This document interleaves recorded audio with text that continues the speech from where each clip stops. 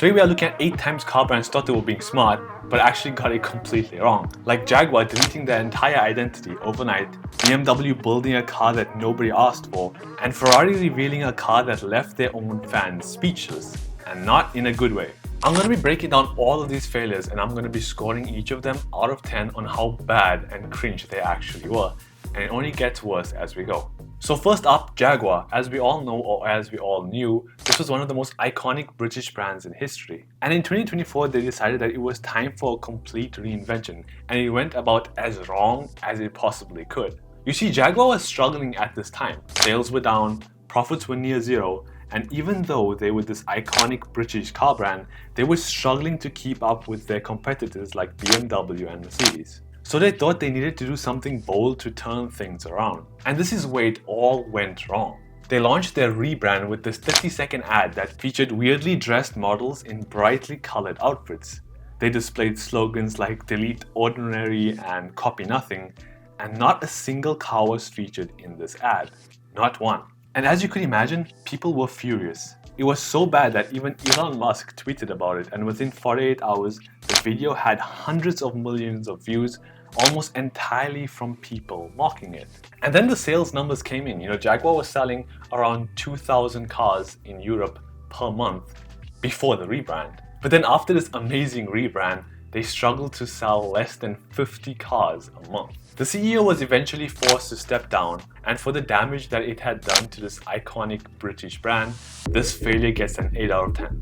Next up is BMW, and as we all know, BMW M is one of the most respected performance divisions in the entire automotive world. And when BMW finally announced that they were building a standalone M car for the first time in decades, everyone was super excited to see what BMW were cooking up. But what they ended up revealing left everyone shocked. The BMW XM, a big, heavy, polarizing SUV priced at over $150,000, and as you could imagine, not a single person in BMW's core audience wanted this. BMW M fans wanted a performance car and not a luxury SUV. And luxury SUV buyers had no reason to pick up this car over something like a Lamborghini Urus or a Mercedes G-Wagon, both of which were selling out without breaking a sweat, and BMW struggled to sell less than 2,000 XMs in its first year. For a car that was supposed to be BMW's big statement, this was a huge failure, and in BMW's effort to try to appeal to everyone, it ended up appealing to almost no one. 6 out of 10 fail.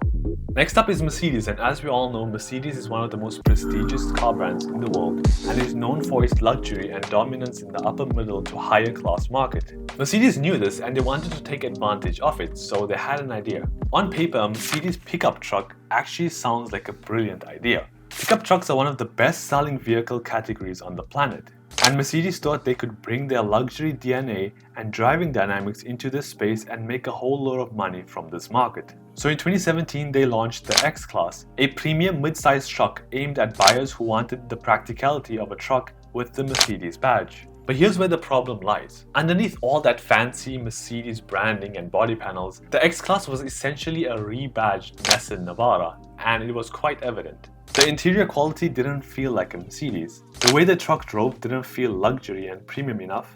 And on top of all of that, Mercedes had the audacity to charge nearly double the price of a Nissan Navara.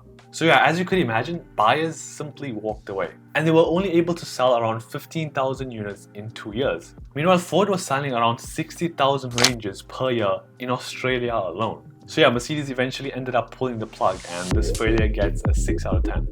Tesla is one of those brands that built their entire image on the idea that they are the future. They were bold, revolutionary, and ahead of everyone else. And for a long time, that worked. But at some point, the gap between what Tesla promises versus what Tesla actually delivers became too big to ignore. And these two cars are the perfect example of that. The Tesla Roadster was announced in 2017 as the fastest production car ever made, with a 0 to 60 time in under 2 seconds and with a top speed that would embarrass basically everything on the road. Customers who wanted this car were robbed of $50,000 as a deposit that was taken to secure their car. And I say robbed because it's been nearly a decade since then and nothing. Not a single word uttered from Tesla or Elon himself. And then the Cybertruck was announced, and funny thing, this one actually arrived. but brought a whole new set of problems with it. Musk predicted that they could sell up to 250,000 units in a year, but in 2025, Tesla just sold over 20,000 units.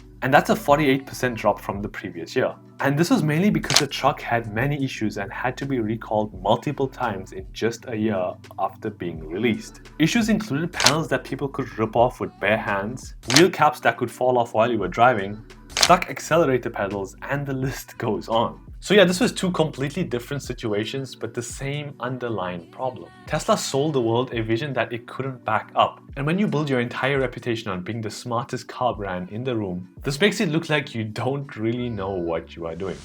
7 out of 10 fail. Next up is Maserati, and Maserati is a name that used to mean something special. And I say used to because let's be honest, Maserati was an exclusive Italian, drop-dead gorgeous car brand that sat in that rare space between an everyday luxury car and a full-blown supercar. And that exclusivity was exactly what made people want one. But somewhere along the way, Maserati decided that exclusivity wasn't enough, and they started chasing volume. Newer models, cheaper models, more accessible models like, the Maserati Ghibli, the Levante SUV, and the Maserati Grecale, one after the other trying to reach more buyers and grow the brand. But this actually ended up backfiring completely. You see, with every new model, a little bit of what made Maserati special slowly started to disappear. And when you're no longer special, as a car brand, you just end up being expensive. And because they were so focused on expanding their volume of cars produced, they ended up not being able to keep up. They didn't have BMW or Mercedes level resources, they didn't have a strong dealer network, they didn't have decades of mass production experience, and it all showed in the reliability and the ownership experience in their cars. Especially in the way that their cars depreciated. Because their cars were no longer special and it was just a whole lot of money to spend on an unreliable car for no reason. And it slowly became impossible for customers to justify spending Maserati money when they could easily go somewhere else and find something cheaper and better. 8 out of 10 failed for Maserati.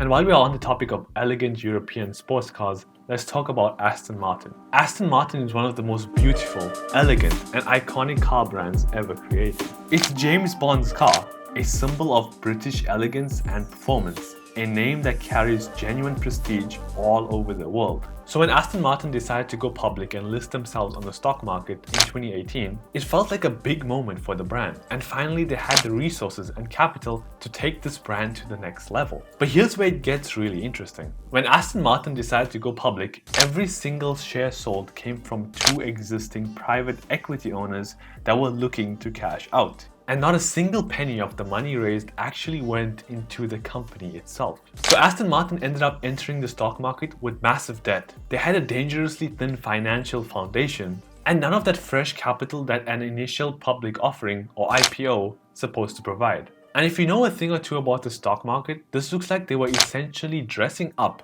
a business in a tuxedo and selling it to investors at a premium price. And within just 15 months, the market cap had collapsed by more than 75%. To put that into perspective, the stock launched at £19 per share and eventually ended up dropping to £1.30 per share. That's a drop of more than £17 per share in just over a year. So yeah, one of the most recognizable and prestigious names in the automotive world nearly ran into the ground. Not because the cars were bad, but because the business behind them was built on sand.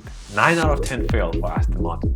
Next up is one that you definitely saw coming, and this is about Ferrari. Ferrari, as we know, is the most iconic car brand in the world, and a name that carries decades of racing heritage, emotion, and a level of prestige that no other car brand on this list can match. So when Ferrari announced that they were going to build their first ever fully electric car, people were genuinely excited. Because if there was any brand that could make an electric car feel exciting and feel like a race car, it would be Ferrari. But what they ended up revealing was the Ferrari Luce. And instantly, this was not what anyone was expecting to see from Ferrari. People weren't just disappointed, they were confused. This car looks nothing like a Ferrari, and a part of that is because Ferrari designed this car in collaboration with Johnny Ive, the same guy who designed the original iPhone and the original Macs. And believe it or not, the worst part about this car wasn't just the design, it was the price. The starting price is listed at around $650,000,